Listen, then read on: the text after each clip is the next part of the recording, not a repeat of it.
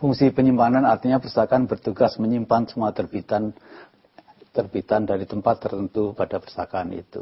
Fungsi ini hanya ada di perpustakaan nasional yang diwajibkan oleh undang-undang menyimpan semua terbitan yang dihasilkan oleh Indonesia.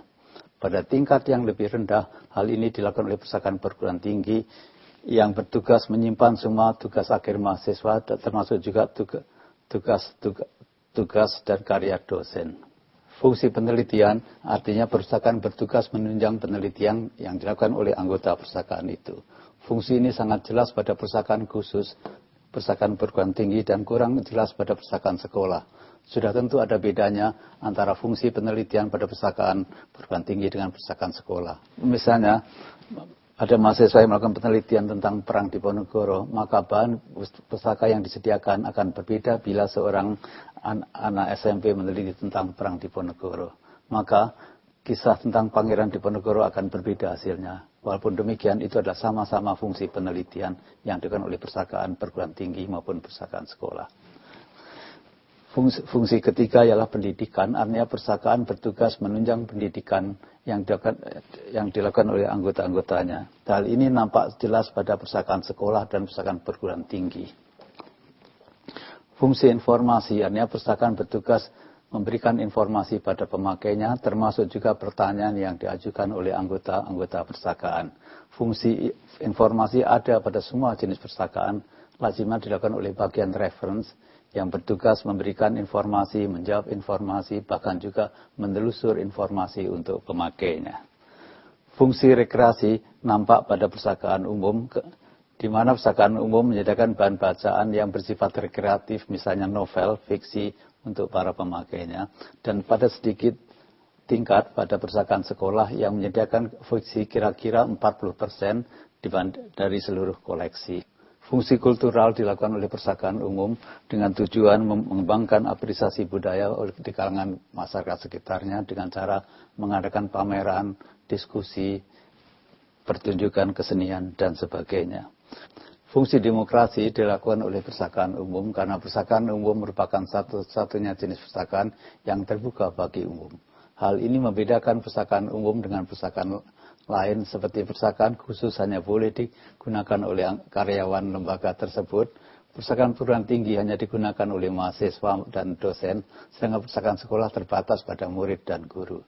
Karena itu UNESCO mengeluarkan manifesto perpustakaan umum yang menyatakan bahwa perpustakaan umum terbuka bagi siapa saja dengan tidak memandang jenis kelamin, status sosial, warna kulit, pekerjaan, kepercayaan, dan hal-hal yang lain. Perpustakaan dalam melakukan tugasnya menggunakan teknologi mulai dari yang sederhana sampai dengan yang canggih. Contoh teknologi sederhana ialah pensil, sedangkan teknologi canggih antaranya ialah komputer. Komputer yang ada di perpustakaan digunakan untuk keperluan perpustakaan, bahkan perpustakaan mulai mengotomasikan semua kegiatannya. Perpustakaan yang menggunakan komputer untuk kegiatannya disebut sebagai perpustakaan terotomasi. Komputer sebenarnya dapat berbicara dengan komputer lain, dapat juga dihubungkan dengan komputer lain yang ada di tempat lain. Maka terbentuklah jaringan komputer. Bahkan komputer dari satu negara dapat dihubungkan dengan komputer di negara lain melalui sambungan telekomunikasi.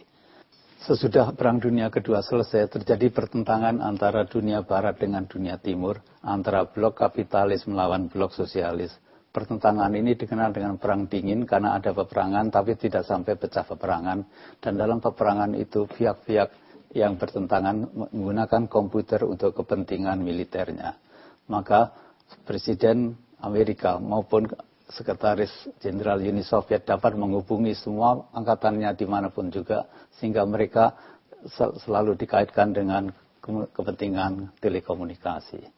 Ketika tahun 1991 Uni Soviet bubar, maka jaringan dari jaringan komputer itu yang semula digunakan untuk kepentingan militer sekarang dialihkan ke kepentingan sipil. Dan hal itu kita kenal dengan nama internet, artinya jaringan dari jaringan komputer yang ada di mana-mana.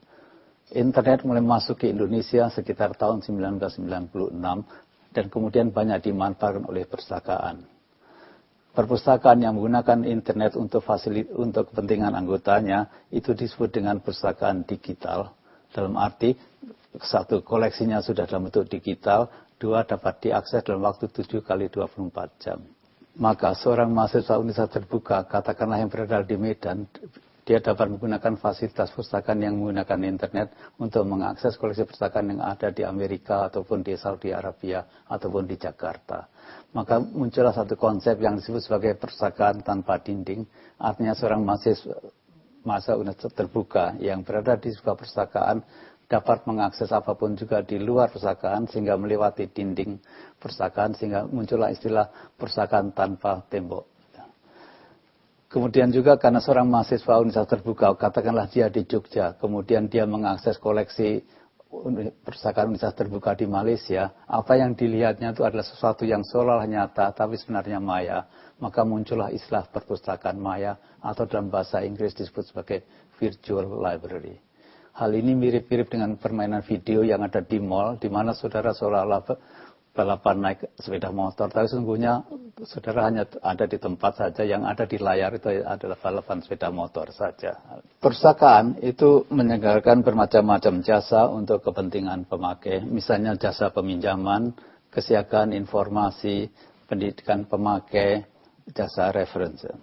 Peminjaman sering juga disebut dengan nama sirkulasi, artinya seorang mahasiswa universitas terbuka dapat meminjam buku dari perpustakaan di mana dia menjadi anggota, kemudian mengembalikannya dalam waktu tertentu.